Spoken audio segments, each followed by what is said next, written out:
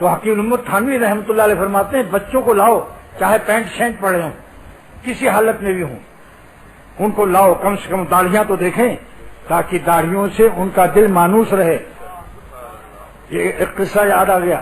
ایک مولوی صاحب کو ایک مسٹر نے کہا کہ آپ میرے یہاں کالی چائے پیجیے اور میرے بچوں پر دم کر دیجیے. آج کل نظر لگی ہوئی ہے. مولوی صاحب گئے تو اپنے بچے کو پھونک چھڑوانے کے لیے لائے. لیکن لندن میں ایک میمن موٹے بہت تگڑے موٹے تھے. انہوں نے کہا کہ مولانا صاحب مجھ کو ایک پھونکا دے دو. پھونکا.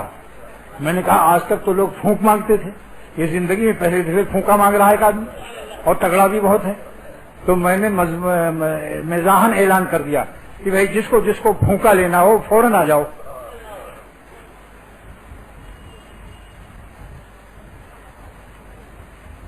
تو وہ بچہ مولوی صاحب کی داڑھی دیکھ کر زور سے چلایا. تو مسٹر نے کہا مولوی صاحب اسی لیے ہم لوگ داڑھی نہیں رکھتے کہ دیکھیے آپ کی داڑھی سے میرا بچہ ڈر رہا ہے. مولوی صاحب نے فرمایا کہ یہ داڑھی سے نہیں ڈر رہا ہے, اصل میں آج تک یہ سمجھتا تھا آپ کو اور آپ کی بیوی کو یعنی اپنی اماں کو کہ شاید میری دو اماں ہیں,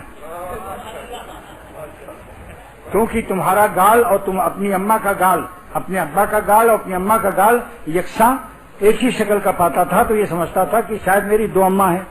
آج داڑھی دیکھ کر اس نے سوچا کہ ابا ایسے ہی ہوتے ہیں, لہذا ابا سے ڈرنا لازمی چیز ہے.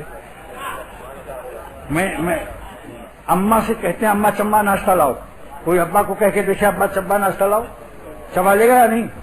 تو یہ اللہ تعالیٰ نے ہیبت دی.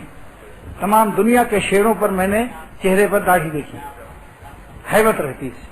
اگر شیروں کی داڑھی مونڈ دو تو لومڑی معلوم ہوگی. اللہ تعالیٰ نے اس میں ہیبت رکھی,